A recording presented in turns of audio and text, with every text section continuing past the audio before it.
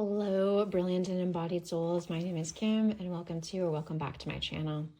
Today we are going to take a look at the Stone and Shadow Oracle, which is by Rae Serafina Barker. This is a new deck into my collection. It was a Kickstarter deck. I've had it for about a week, and I can't wait to share it with you. It's been helping me with some really deep and meaningful work. Let's talk about the production quality of the deck.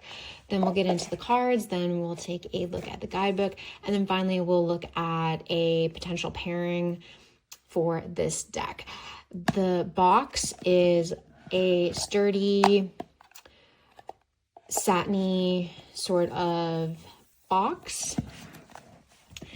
You get a little white book. We will come back to that. And then you get lovely gilded cards, gold gilding, as you can see. This gilding may be the type that chips and wears off. That's actually okay given the aesthetic of this deck, at least for me. There's a sort of aged, rustic, slightly disheveled quality to the art. So if the gilding chips and wears, that will be in keeping with the deck. Getting into the cards, we have digital collage. Let me just move this over. The digital collage is super moody. I am digging the play of light and shadow within this deck. There is such a phenomenal use of light in contrast to shadow. The light draws you deeper and deeper into the card. We have expansive keywords. There's lots and lots of wiggle room within the keywords as well as within the imagery. This combination of keywords and imagery does not lock you in. Each card is incredibly expansive. When we take a look at the guidebook, we'll see that there's a lot of room to develop your own system with this deck and your own interpretations and relationships with each of the cards.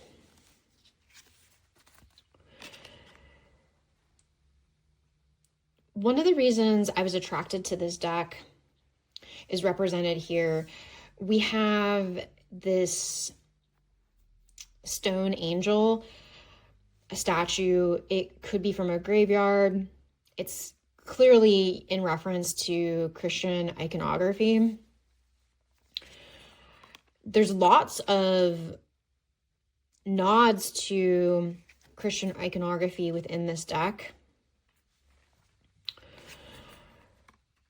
which is something that I want to do some transformative work with.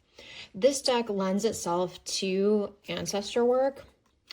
It lends itself to underworld work.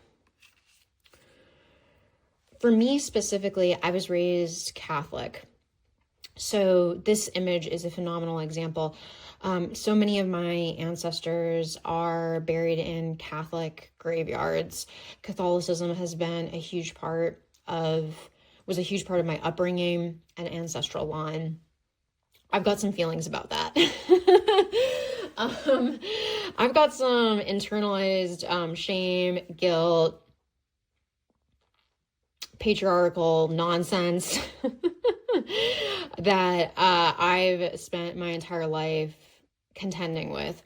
This deck is helping me work through those thoughts and feelings, deepen my connection with the ancestors, my ancestors. This deck could be for you if you're doing that type of work, or have some kind of deep connection with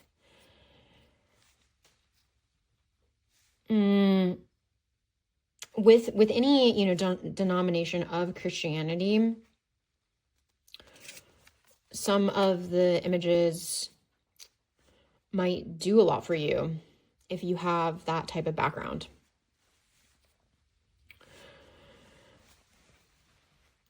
There's a invitation here to explore the mysteries of death, endings, the underworld. There's also amazing themes related to Persephone, going into the underworld, returning, working with the life, death, life, rebirth cycle, those types of themes. Getting into the artwork yet again, digital collage decks, for the most part, as far as I've seen, tend to be very love and light. Lots of pinks and purples and pastels, right? I'm thinking here, of course, of Danielle Noel's work. I like that. I have some of those decks, and yet there was an opportunity or an opening for a deck like this, where there's occult themes as opposed to new age themes, where there's darker tones, earth tones. I love the gap that this deck fills within that digital collage art style.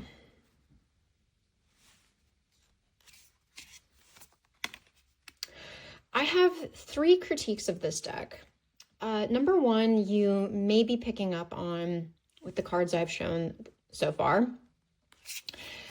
There's a lot of sameness, even though each card has its own unique keyword and feel. Nevertheless, there's a sameness to the deck. I'm not sure what that's coming from exactly. There is one aspect of the sameness that I've picked up on, and that is my second critique. If you really look at all the cards, you will notice that some images have been reused. If there's an example, I will try and point it out. But you know, there'll be like a reuse of like this moon with this little halo around it, for example. A reuse of some of the foliage. Interesting, you know, that could drive some people absolutely nuts. Interesting for me, there's a... For me, that actually creates this sort of hall of mirrors feeling within the deck. And if you've spent any time in the underworld, you will know that there are places within the underworld that have that hall of mirrors aspect. It's maze-like. Things loop back around. You think you're going in one direction and you're making progress. Oh no, you're not. You're back right where you started. This deck actually has that feeling to it with the repeating images. So again, that could be a liability or not, depending on who you are as a person.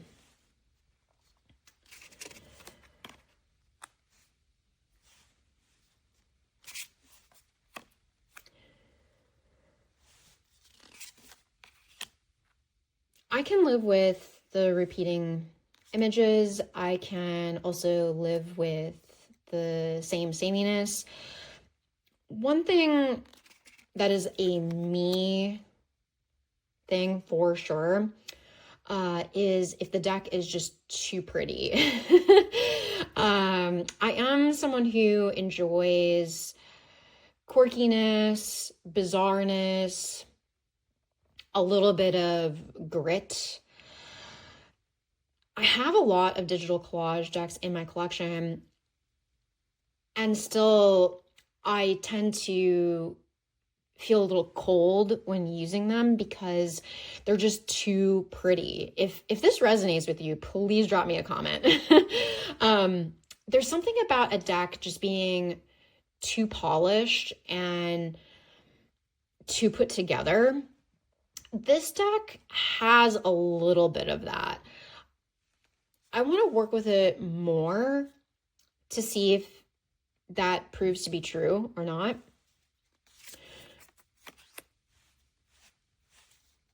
But it's so layered. I think I'm going to be able to get beyond that like too pretty thing that can sometimes happen with me and certain decks. Okay, let's talk about the deck's personality. She's a goth girl. Yep. Total goth girl. She spends time in cemeteries. She works with necromancy. She visits the underworld on the regular. This deck, the personality, again, super interested in ancestral work, really wants to involve herself in necromancy. This deck, even though this is an oracle deck, this deck has a Ouija board or a spirit board. This deck is doing seances. This deck has been reading all about spiritualism.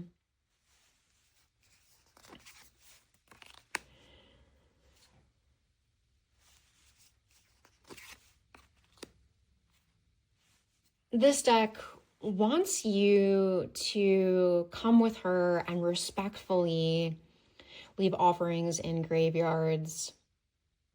She's going to drive you there, and you're going to listen to The Cure.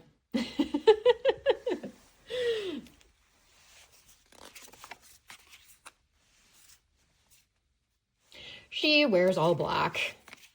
You get the vibe. You get the vibe. You get the personality.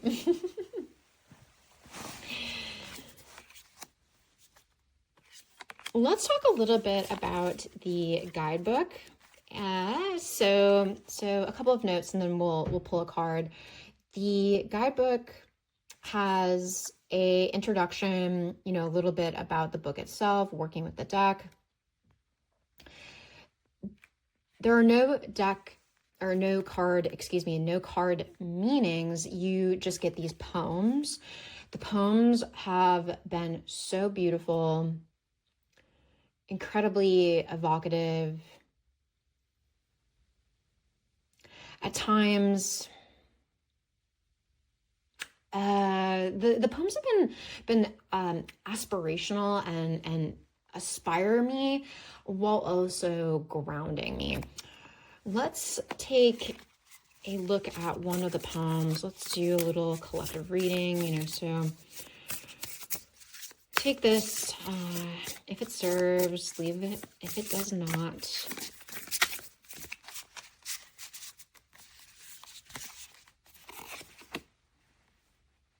Shadow Self. Let's check out the guidebook and what we get for the poem. Here we go. Shadow Self. The selves you shut away and banished are waiting for you still. The selves you locked eyes with once and swore never again. The selves you've glimpsed in the corner of your eye before slamming the door and deciding it was only a dream. The selves that exist only as the most distant, unseen echoes after another barred the door on your behalf. They are all alive, waiting in the darkness, not the monsters you fear, only fractured wholeness, longing to return home. Ooh, I get the chills. The poems were really good. I love the poems. The creator speaks about this in the guidebook. After working with the cards and putting them together, they felt into the deck's essence. The deck did not want to be explained. It wanted to be felt vis-a-vis those poems, which is oh so beautiful. Okay, let's take a look at one of the pairings that has been amazing. The Mountain Dream Tarot. I have really struggled to find decks that go with the Mountain Dream. But the two of these two have been getting along really, really well. I believe that's because of the color palette. I also believe that has to do with the Mountain Dream's dreamy quality. There is a dreamy quality to this deck as well as this deck.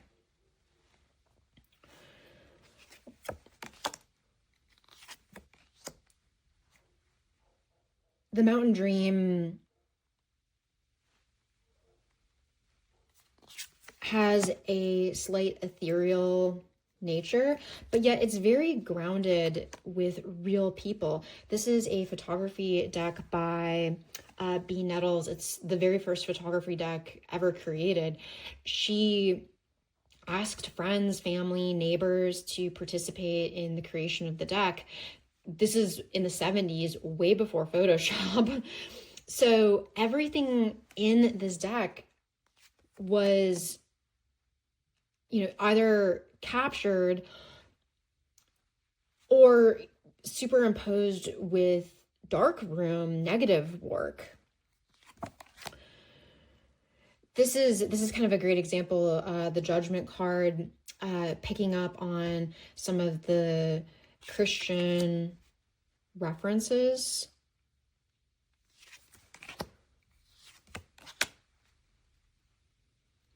They just seem to get along so well.